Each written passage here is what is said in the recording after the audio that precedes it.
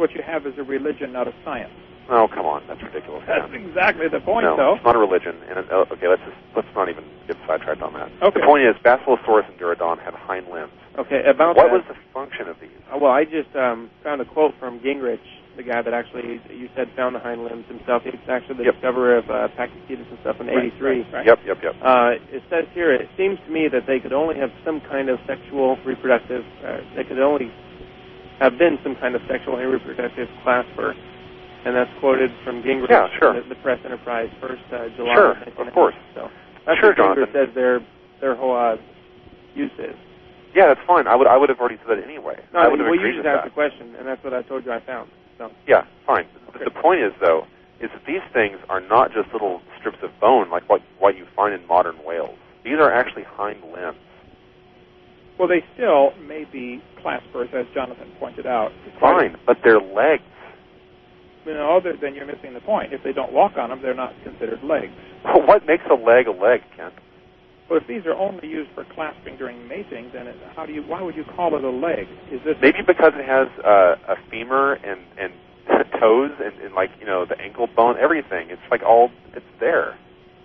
Well, I guess I'd have to see these bones to make a decision myself. I certainly don't trust what the evolutionists say about these things because they're so. Okay. They're so. Well, I've actually seen them before, but I'll get the best picture I can and show them to you because you can tell that they are obviously limbs, just like we have. They're just well, they reduced. may be.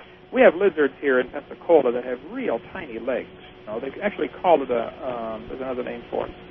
Well, there's a legless snake actually called a legless snake. I believe is a. Yeah, there's all kinds of animals that have reduced limbs. Very, very reduced limbs. Yeah. But see, to assume that one is ancestral to anything else is ludicrous because when they mate, they still produce the same kind. Well, hey, Jared, are you at your computer right now? I'm not, but I could be. Okay, I just sent the link of an image from Gingrich's publication of Basilosaurus hind limbs, so I guess that would be relevant. It does appear to have radius, ulna. I sent that to you as well. Okay, yeah. Radius, ulna. That's in the forelimbs. The hind limbs would have the femur and the whatever, I don't know. This is a picture of the left hind limb and lateral view from... Sure, okay. I'm not on my computer right now, but I'll look at it. Anyway, what I was going to say is, if you maintain that these hind limbs, right, like the femur bones, for instance, that we can identify in modern whales are used for reproduction, which Gingrich agrees with, and you think that they're necessary? Is that the case, or... I don't know of any animal that has anything that's unnecessary. Do you? Yeah, I think that well, let's put it this way. If Basilosaurus had hind limbs with toes, and modern whales don't have toes, I don't see why Basilosaurus would have had toes if they were only being used for the same purpose. Well, yeah, we don't know that they're only used for the same purpose. Like I said, they may have been used for steering, like the seal, for instance, has legs that are kind of fused together at the back. No. These things are way too small to use for steering. They use their flippers and their dorsal fins for steering. It's still, even if they don't have a really grossly pronounced function, that I don't see the point here. Maybe they don't need these toes for it. I don't need. Well, I guess you can get pretty descriptive with human reproduction. You don't really need your legs or anything like that. They help. If you want them to, but... I'm not arguing about whether or not these things have some kind of function. That's not the meaning of the term. Yeah, I know that. Well, we understand you there. Yeah, vestigial to me does not mean functionless. It means the function for which it was originally used has been severely reduced or disappeared and has been co-opted for something else. How could you know such a thing? Because you can tell from the anatomical similarities to other animals that have that thing that use them in a different way. So the assumption of evolution becomes the proof for evolution. No, it's a piece of evidence. It fits in with the picture completely, and it makes no sense with creationism. It makes perfect sense with creationism, that God designed these creatures and he used the same pattern over and over, a common designer.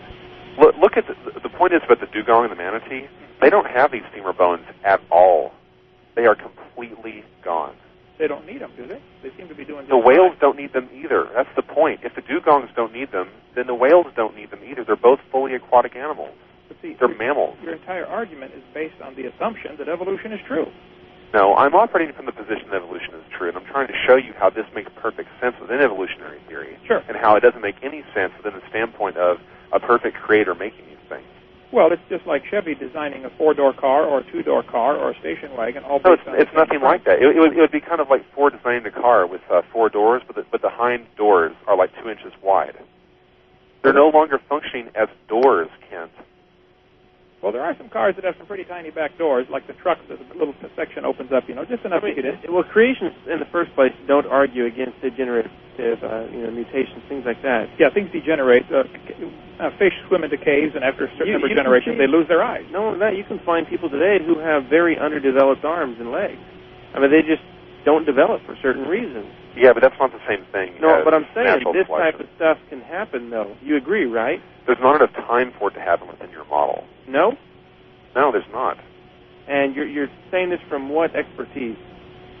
I don't have specific expertise in this area because I'm not a geneticist. But you do know that there's not enough time for this type of stuff to happen. Yeah, because every single scientist outside of creationists I've ever read have said that.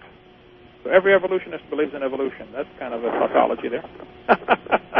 Kent, that's come on. A tautology. You know it. The Basilosaurus it has never been observed by humans. It's extinct. So even under your model, it died at the flood or before. It wouldn't have had time, especially because you think that pre-flood conditions were so great.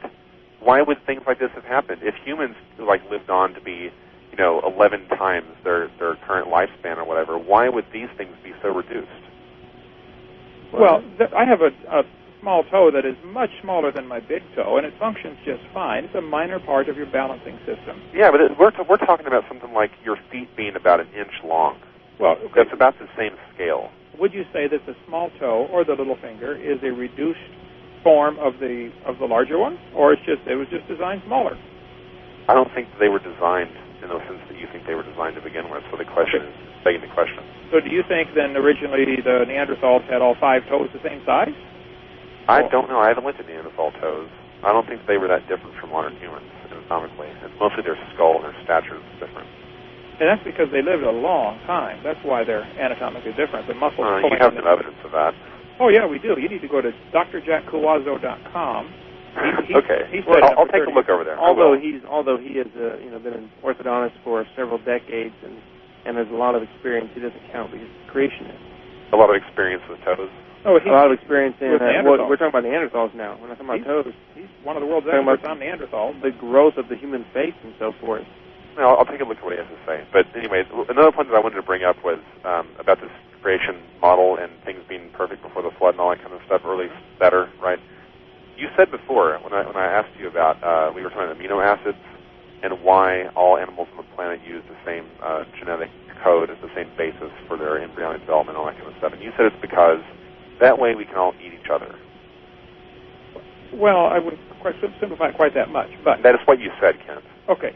If everything was totally different, I mean, cars can burn gasoline, they cannot burn water, okay? Whereas plants can take in water and use it, and they cannot take in gasoline and use it. You were talking about earlier the cow can eat the green grass and make the white milk that produces yellow butter, which we eat and get the blonde hair. Right. Right, exactly. But you said that before the flood, before the fall of man, that everything was herbivorous. Correct. That's what the Bible teaches. So there would be no reason for God to create things in such a way that animals could be carnivorous, because otherwise he would know in advance that everything was going to be carnivorous. That's like saying that there's no reason for God to give animals teeth because they could eat each other and be carnivorous. No, because you use teeth to chew up plants. Don't be disingenuous. You know what I'm talking about. No, I'm not. I think that's what you're saying basically here. No, I'm talking about the ability to consume other animals. Correct. God knew the future, and there are things that are not vestigial. What's the word? Rudimentary or potential. Yeah, traits that, like when Hitler crammed all the Jews into the cattle cars, recessive traits. That's the word I'm looking for. Became very pronounced. I mean, people that were normally nice, gentle, kind people, all of a sudden became vicious with each other, fighting for space and fighting for water and fighting for air. I'm talking about the molecular biological foundation of why animals have the similar amino acid structures. And you're saying it's because that way we can eat each other. Well, that way, or because they're all designed by the same person and all. Yeah, but why would he design them that way? And when I pressed you on that, you said because that way we can eat each other.